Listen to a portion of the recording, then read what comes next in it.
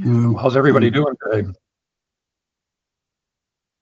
Last day of the month, last day of the quarter, so a lot of big things happening today.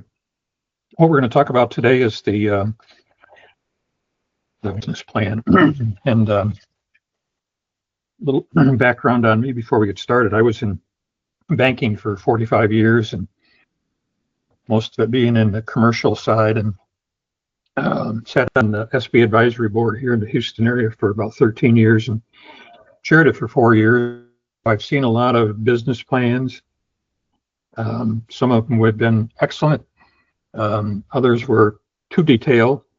I saw a business plan one time that was probably a very well-written business plan, but it was too aggressive for a banker. It'd be a great business plan to show an investor, but bankers don't like to see, which you'll see later, what I call hockey stick growth patterns, where it goes from 0 to $10 million in 2 years.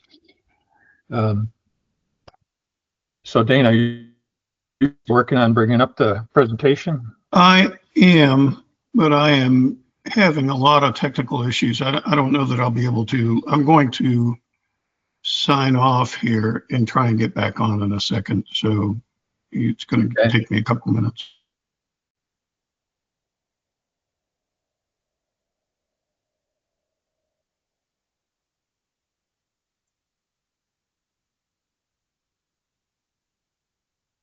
Well, I can bring it up. I just can't. I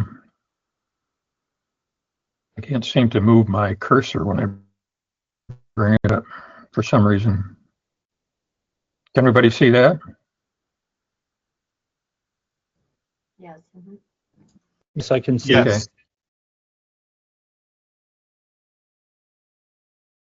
Okay. Advance the slides. I'm primarily a Zoom man. I'm not a Google guy, so I don't. This thing's a little bit different for me to use. Maybe it might make sense to just speak to the slides, and then when we get them up, we get them up. Okay. Yeah, we can do that. I would also volunteer Okay. if you want to email them to me. What's that? I can Okay. volunteer to present if you email them to me. And what's your email address, Ben? Joseph.ben.web@gmail.com. Okay.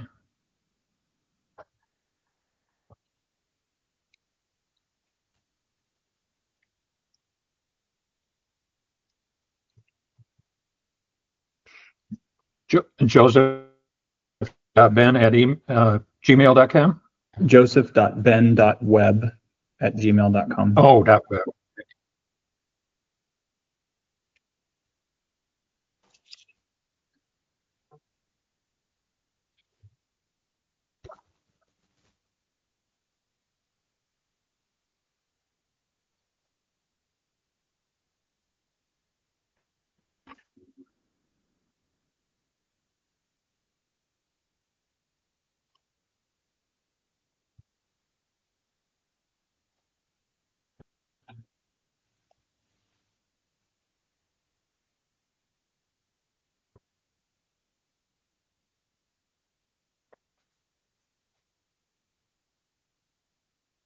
Okay, on your way.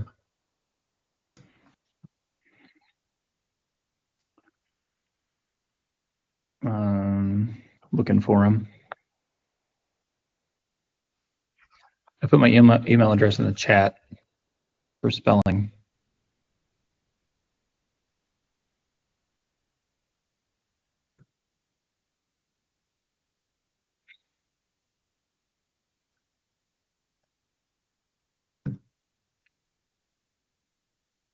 Oh, two B.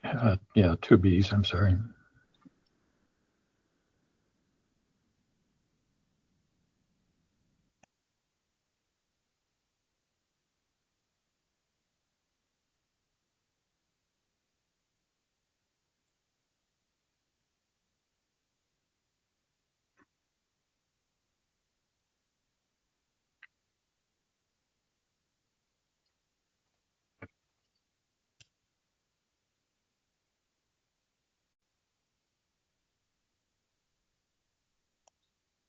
That make it?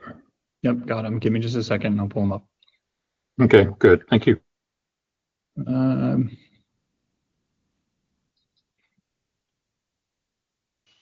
Says there's one attachment. It's just an Excel doc. Is that right? Yeah, it's a PowerPoint. No, I just have an Excel document. Oh, okay. Wow. Dick, I'm back. You were back? Okay. I am.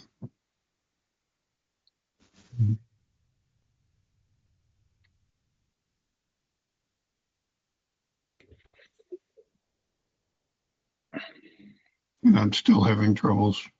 I'm not sure what's.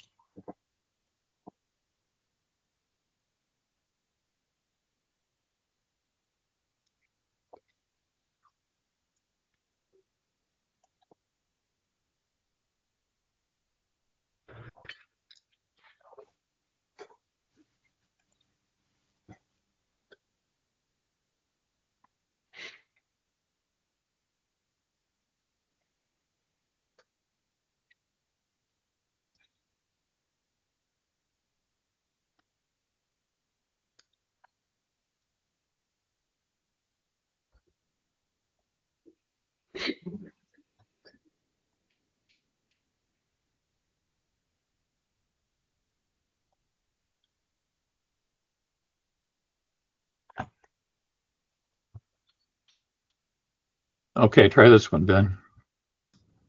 Okay.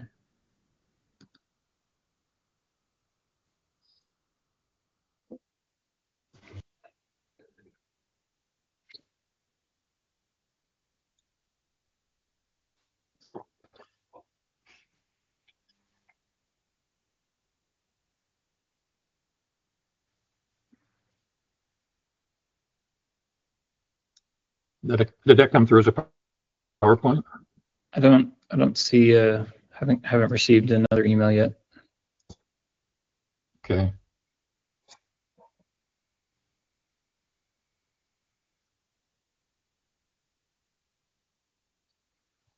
Well, why don't I just start talking through it, and we can always send you the slide deck. Business plan.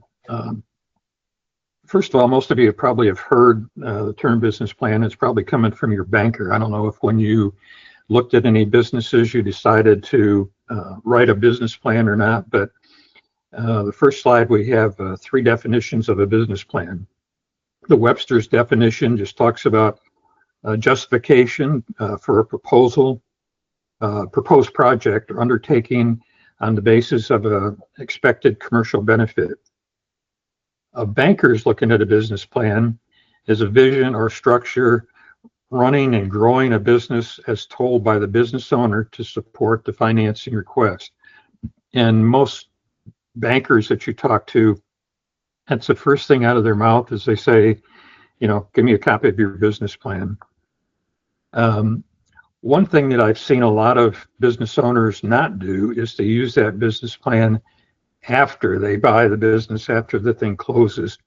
You spend a lot of time and effort researching the business, researching the competition, the products, the market.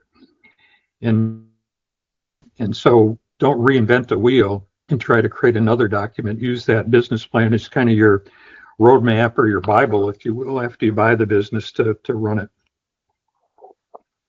The next slide talks about the main purposes of a business plan, and kind of alluding to what I just talked about, the final decision making tool for your process, whether to pass on the deal or to go ahead and proceed on it. We'll get into the sections of the business plan, and you'll see why that can be part of your decision making process. And you're not going to write the whole business plan maybe up front, because you're kicking a lot of tires on a lot of different companies, and there's no sense spending a whole lot of time writing a complete business plan if it doesn't look like it's going to make sense. But you can use a lot of the basic tools you need in writing it to get to where you need to be in the decision-making process. Second purpose is, I mentioned, to obtain financing. Third purpose, utilize all aspects the business after the purchase, kind of what I talked about before. Don't just put it on the shelf and said, okay, the bankers met that requirement. I don't have to open this up again. One of the things that this fourth purpose that I put on here that a lot of business owners don't do is they've, again, spent a lot of time defining the market, defining the customers, how you're going to market your company, and they don't share that with the key employees or the management team. And I think probably you don't want to share your whole business plan with your key employees or your management, especially the financials, but you should share the market, who the competition is, what your products and services are. And for those that make you the most money, make sure that they know that those are the key products that you're going to market with. Almost every one of your employees is going to be a member of some church group or some service group, and they're meeting and talking to people, and they should know what they're selling or what your company that they work for is selling, so they can use those opportunities to hopefully gain some new business for the company. The fifth thing is guide your decisions as opportunities present themselves and challenges to your management team. I've seen so many business owners that once they get involved, they have the tendency to chase the shiny object, I call, which you've probably heard that term before.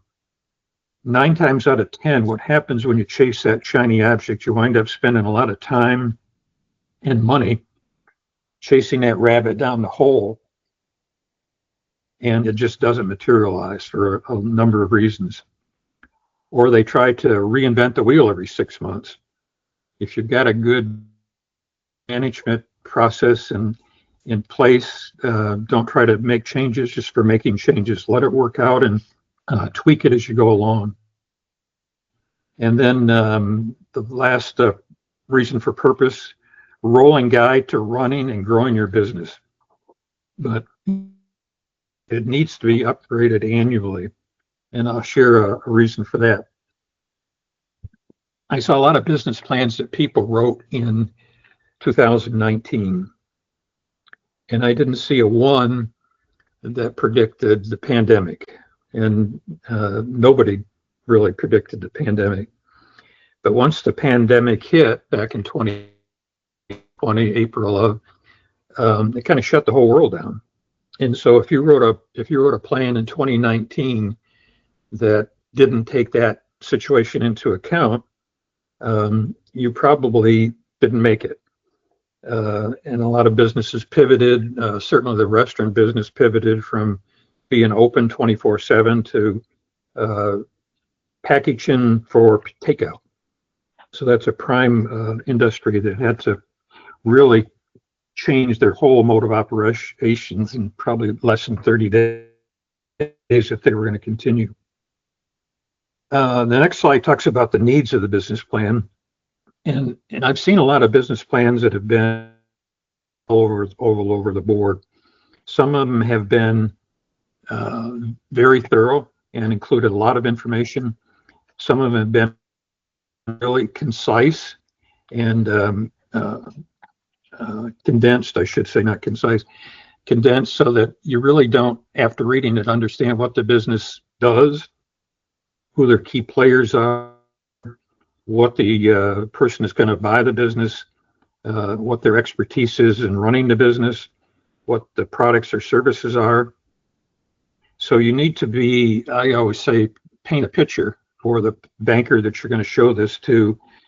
And you want the business plan to be, so you don't want to play the question and answer period where you give them the plan and they come back with a whole list of questions. You submit those questions, they come back with another whole list of questions, and you wind up spending a lot of time going back and forth. What I try to do is anticipate what those questions are going to be and address them in the business plan.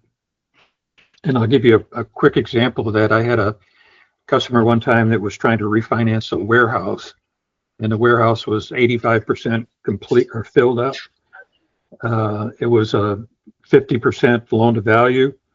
And we put the business plan together, presented it to several banks, and I started getting phone calls from the bankers said, I don't think we can do this deal. And I said, well, why can't we do the deal? It looks like it's a pretty slam dunk deal.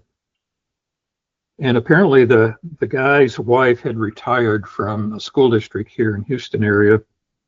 And she retired early. She was home over the holidays getting ready for Christmas. And he was up in Dallas on a marketing plan or marketing trip. And 3 people broke into their house and stole all of her jewelry, credit cards, and killed her. And he spent $600,000 of his own money in 3 years trying to find these guys. They found 2 of them. A third one they never did find. And so consequently, the house was foreclosed on and they lost their vehicle. But as I told him, I said, that happened 7 years ago, and that stuff all should be removed from your credit history. And I said, if you would have told me that, we could have put that in the business plan, or at least informed the bankers about it, because bankers hate surprises. So keep that in mind. If you've got a bad message or a bad issue with the business or with your own personal issue, don't try to hide it or cover it up, put it in the business plan and tell how you're going to work around that or have worked around it. The data should be driven and support the narrative. What I've also seen is they talk about fast growth, but they don't really explain in the business plan how they're going to get there. If the marketing is going to be the same and you're not going to change your pricing, you're not going to add any people, and the company has previously grown at 2% a year and you come in with a 25% growth rate, that just doesn't support the narrative on your growth side. We're going to talk about the table of contents, but all of the elements of the table of contents should be addressed too. And then it's really important to put in some trackable, realistic measurements and action plans in place. Don't say that we're going to expand our market into the surrounding community and not tell what those communities are, or you're going to expand your product sales or products themselves and you don't explain what they are. Okay, the next slide talks about the planning process and building a business plan. One of the things that's key to the financial section of the business plan is to use the historical data from the company that you're going to buy. And most bankers will want you to do 3 years worth of projections going forward, but it's a good idea to do 3 years worth of historical data going backwards. And either plot it on a graph chart or a spreadsheet, or include the financial statements in the package, because they will spread them in a spreadsheet, and they'll look for trends. And they're going to come back and ask you, well, why did sales drop this year and then increase the next year? Or what happened to your salary line? It kept going up and up and up, and sales didn't track the increase in employees that you had. So make sure that you understand them, because you're going to get those questions back. And then invest the appropriate time and resources. I've seen a lot of business plans that are 3-pagers, and start off with an executive summary for a whole page and then 2 pages of just, some very high bullet points, and don't really get into, again, what the company does, how long it's been in business, who the key people are, and what your experience is in running the business. One of the planning purposes I've got here, and you probably won't be able to do this until you buy the business, but involve any leadership team if possible. But that's a good point if you're looking to expand the business at a later point after you buy it. One of the key things that I always put in the business plan, and there it is. Dick, I think that's me, and I apologize for the delay. Okay, Dana, if you want to advance that down to the planning process. Yeah, I think you got to go back the other way. Yeah, it's this way. Yep. Okay. So use a business advisor, somebody that like myself that has previous banking experience. You'll wind up putting the business plan in a format that the banks are used to looking at, and I think that that'll save you a lot of time and effort. Um, Develop a SWOT analysis, and what a SWOT analysis is, if it's a new term to you, it's strengths, weaknesses, opportunities, and threats. And there's another slide as we get to the back that talks about that in a little bit more detail. But I've seen so many business plans that didn't have that involved, or part of the business plan. And if you don't address it, unfortunately, the banker may put you in a pigeonhole with the last bad loan that they made that was in the same industry that you're in. So make sure that you go through that SWOT analysis, and I wouldn't spend a lot of time and try to come up with 25 bullet points under each one of those letters. Just 4 or 5 that shows that you went through the process and you know what your strengths of the businesses are, you know what the weaknesses, and you know what the opportunities and threats are.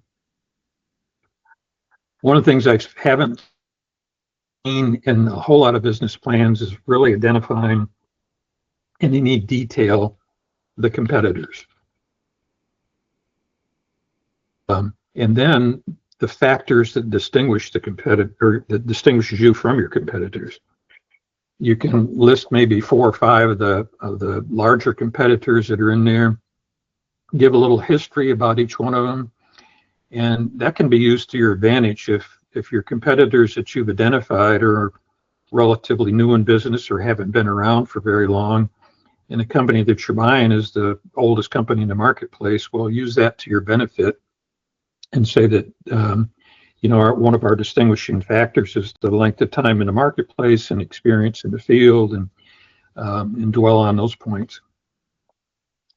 And then create a credible growth strategy. And you'll see when we get into the table of contents section, that's toward the back, but it is an extremely important section. And that you're looking at growing your business, you're looking at obtaining bank financing first, you're looking at entering a new marketplace, looking at adding a product, and try to detail each one of those. What year are you going to do that in? How are you going to do it? Because the bank is probably going to ask you, do you need financing for that 5 years down the road or 3 years down the road? And that'll help you at least open a door for that opportunity. And then include the what, who, and when detail. What the business is, who owns it, how long they've been around, and getting right in now to the table of contents, I'll share a little bit more stories about that. So yeah, next slide. So this is the table of contents that I've used for a number of years, and there's 10 sections to it. And typically what I do is all of these sections will be put in a nice binder, and they'll be labeled in the table of contents section. So the business plan is a leave behind for the banker. And so they can open up the table of contents and look at the various sections and see if they're talking about who are their customers, they can go to that section. If they're looking at the financials, they can go to the back section and look those over. But I always put the financing request right up front. And why I do that is because if you start talking to the banker about the business and what you're going to do, and they're immediately thinking, is this a large request, or is this a small loan request? Am I the right person to handle that? Should I be shoving it off to a bigger department in the bank or a smaller department? So I always put the financing request right up front. And what we've seen, what Dana and I have seen in dealings with some of the customers that have closed, is that you want to make sure that you've got two requests here. You've got a term loan, which is going to buy the business. And then you've got a revolving working capital line of credit. Because on day one, when you close this business, the buyer, or the seller, I should say, may have taken all the receivables with them. And you don't have anything to generate revenue from until you start doing work and then getting payments in from your customers. But you still have to make your payroll, you still have to pay your rent, you still have to pay your phone bill, your water bill, your electric bill. So you need a line of credit to make sure that you've got financing to carry you through those periods of time until you start generating the revenue to cover your expenses. And always include in that, yeah, Dana. Dick, I had a question on that. How difficult is that to balance when you're talking to an SBA lender? How receptive are they to these entrepreneurs, about to buy a company and also planning for the working capital needs of the company going forward? I would assume that's a positive reception. Does it fit within the structure of the SBA's capabilities? Yeah, the SBA has a lot of products, and what I always, if the loan request that your company you're looking at buying has a building, building is an asset that is lenders love to lean to against because they can get a lien on it through a title company and it doesn't move. And so that's going to be put in that term loan. And the SBA has a product they call the 504, which is strictly for real estate and some equipment financing. And it gives you a long-term payback. Usually, if there's no building, you're just buying the blue sky of the company. That's going to be in a 7A package, which can go up to 10 or 15 years, depending upon the size of it. But if you haven't thought through that working capital needs, and it's going to, I can guarantee you, come back and bite you, because you're going to find out that, again, you've got all these expenses to pay. You want to grow the business, you may have to do some new marketing that costs money up front. And again, if the seller has taken the receivables, or a portion of them, or all of them, then you don't have any revenue coming in, and you've got to start generating sales from day one to cover that expense. They'll think that you've done your homework by requesting both of those lines, and also include in that section all of your sources and uses of capital. So your sources are the loans, the injection that you're putting in, maybe the seller's taking back a note. And so those would be sources of capital. And then the uses would be obviously a check you got to write the seller for the business, all of your legal expenses to close it, put in there your 6 months worth of operating and detail that out. And they should balance. Your sources and uses should balance at the end of the day. Anybody have any questions regarding it? Okay, we got a hand up.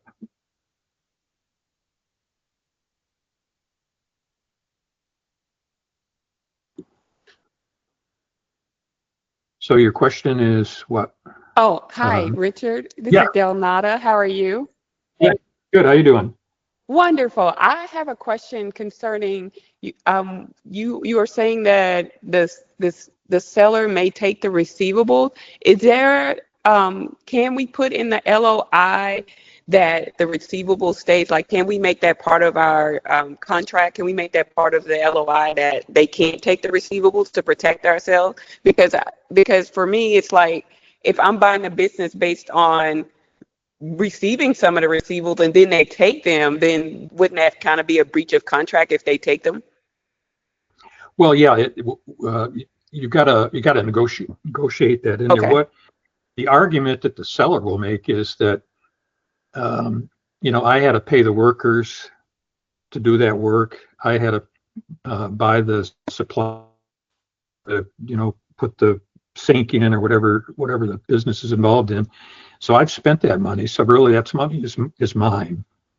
That's the argument that they'll make. But yeah, I would negotiate leaving the receivables in. But we've seen a lot of deals that That's what the owner's looking at getting all the money he can, and that receivable is part of his dollars that he wants to get out of the company. So, but yeah, make sure you negotiate that. Dick, what's the counter argument to that, to the seller's argument? Well, you mean to the argument that I made about I Yeah. paid all the, okay. Well, the receivable should be listed as something that you're buying. You're buying the inventory, you're buying the receivables, you're buying the fixed assets, you're up with a total, and that total is X. Mhm. And so I would list all those like that, and then let them try to negotiate those receivables out, and increase the price. But also there's an element in that, yeah, they created all or they paid the workers to create that receivable, but if you're collecting it, you also have got money that you're spending that he's not paying for to collect those receivables and manage those receivables, and it's not costing you a dime if he's taking that all. So that's one of the arguments that I would use in that situation. I think one of the, So you could say, go ahead. because you Sorry. could say, I'd be happy to leave those receivables in. You pay me to collect them. 10 cents on a dollar, 20 cents, 30 cents on a dollar.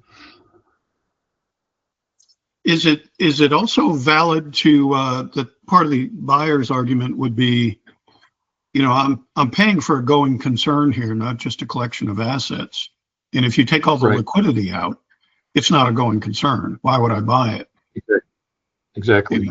So there's a couple very serious arguments that you're posing there.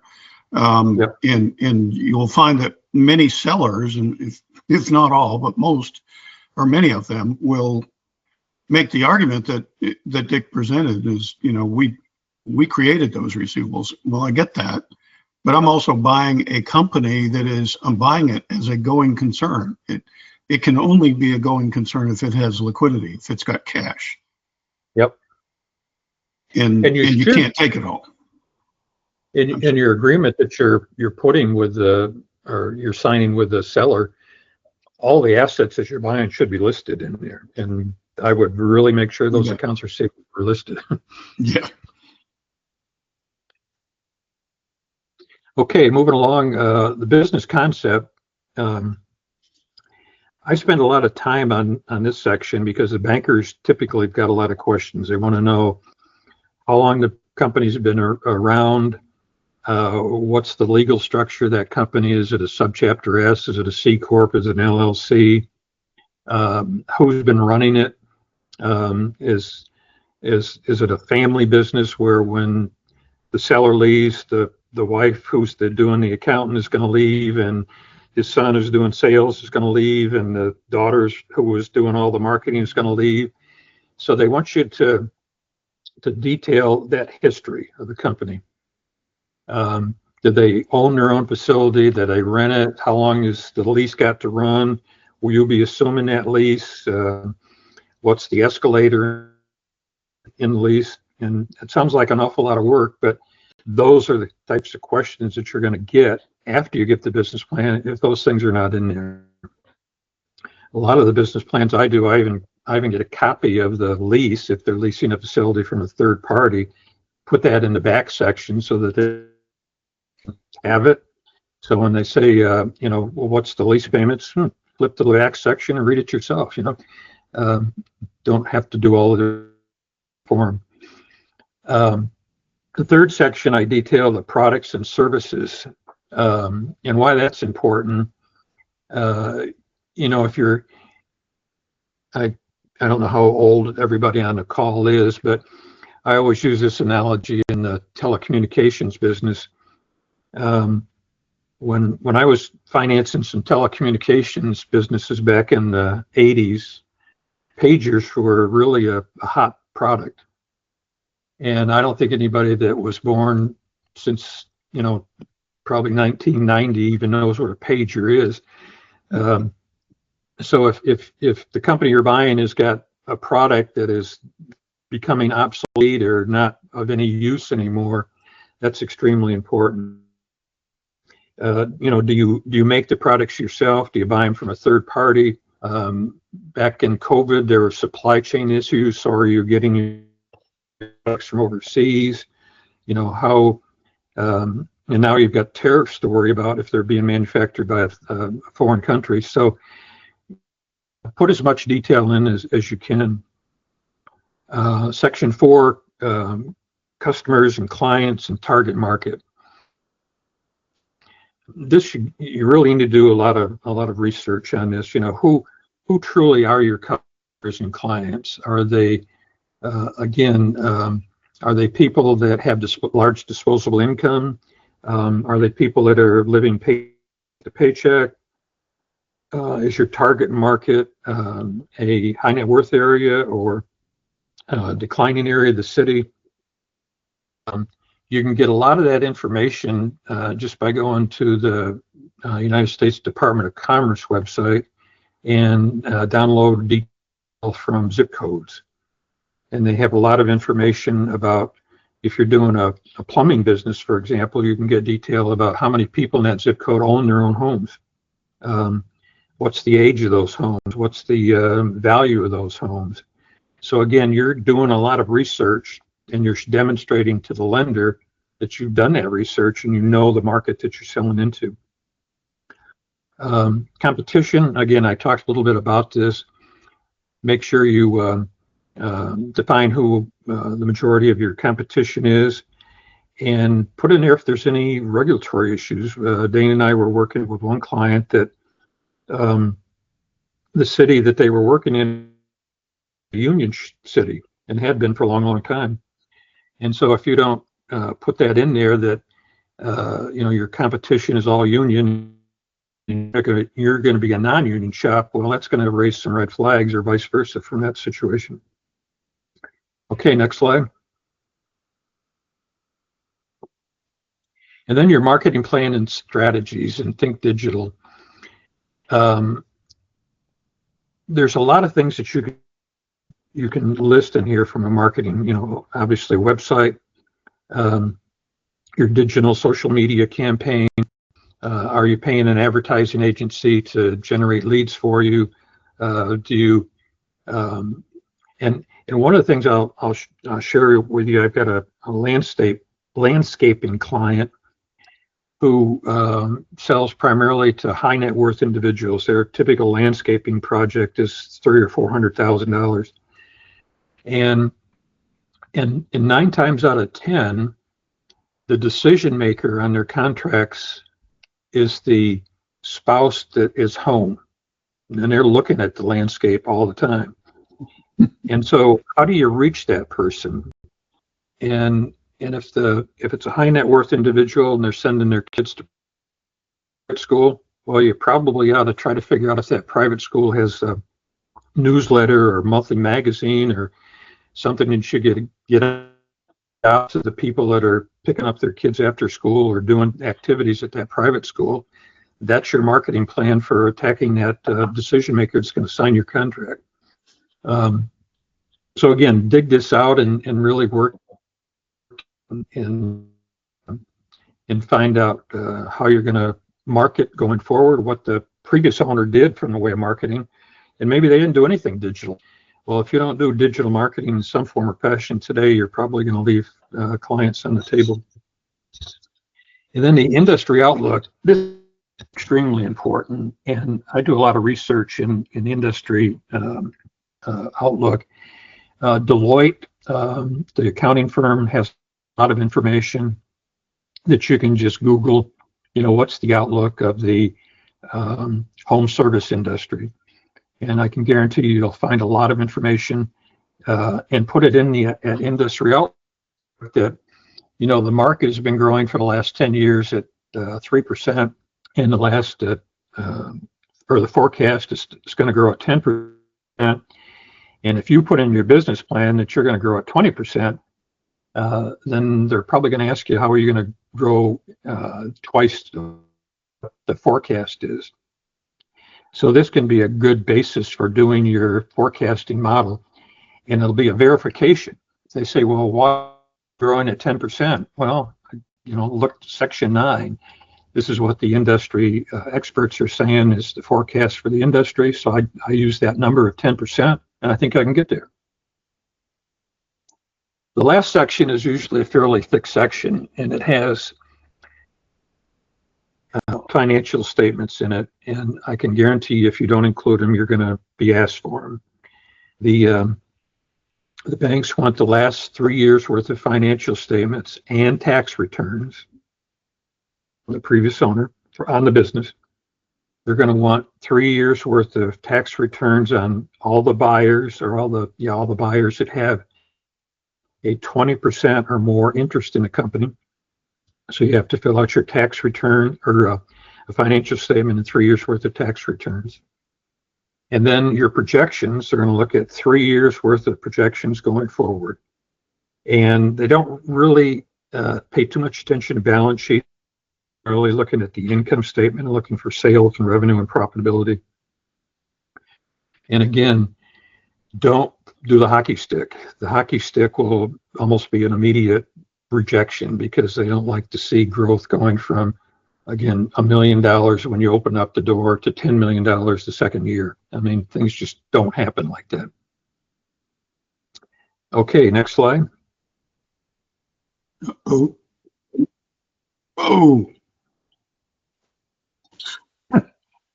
Well, maybe I wasn't so much help after all, Dick. Well, what the next slide does, and I want to save some time here for Q&A, is it talks about some of the specifics about the business plan and history, the other resources. And I'll spend just a minute on that one because one of the reasons that most businesses fail is that there's a lack of expertise either in running a business or in the industry. So the more that you can put in your business plan in that background section that, you're going to use this accounting firm to do your accounting. You're going to use this law firm to do your legal work. You're going to use this marketing company to do your marketing. You're going to use ADP to do your payroll. You've got an insurance broker lined up. And what that tells them is that you built a team of people that you can depend upon so that you don't have to reinvent the wheel or look at a contract and maybe misread it or sign a contract, because I've had a lot of customers do that, where they've signed a contract and then 2 years later they're trying to find a lawyer to get them out of that contract because they didn't pay the lawyer up front to, negotiate it for them. So build your team around you. These are not people that you're hiring. You're hiring their time, so they're kind of resources to you. But it shows them that you've got a support group behind you to help you make those decisions to go through the process. And then one final thing I'll address real quickly, and then I'll throw it up for Q&A, and that is to look at the people that will be retained at the company, what they do, what seats you need filled, and are the right people in the right seats. Most businesses need somebody as an operations person. They need a marketing person. They need a salesperson. Maybe if it's an inventory control person. And so if the company that you're buying, those people are already there, make sure that they know what they're doing, number one, but also have some experience in that arena and detail that in the package. Because again, that's going to show the banker that you've got a great supporting crew around you in the form of employees or the support people to help you make those decisions and grow your business. So I'm going to stop there. I've got 10 minutes left, and I'm going to throw it open for questions and answers. So anybody have a question?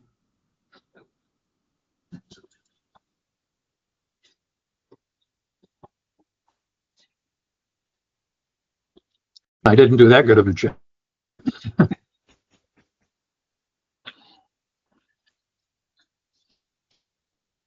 Okay, well, being none, I'm going to I'll send this package to Dana, and he can send it out to you all. And just feel free reading through it. If you have any questions, shoot me an email, and I'd be happy to respond to you, or give me a call, and I'd be happy to discuss it in detail. But don't look at the business plan as being something that is onerous and something that you don't need. I think once you have written one in detail, you'll find it a lot easier as you're growing the business and you need more financing to update the business. But use that business plan too as your roadmap for going forward for your growth. Dana, do you have any other additional comments? No, I think good advice. Dick, thanks for doing this. And again, follow up with questions. We'll get this package out to you. And I would just suggest use it as a guide for when you're talking to your lenders.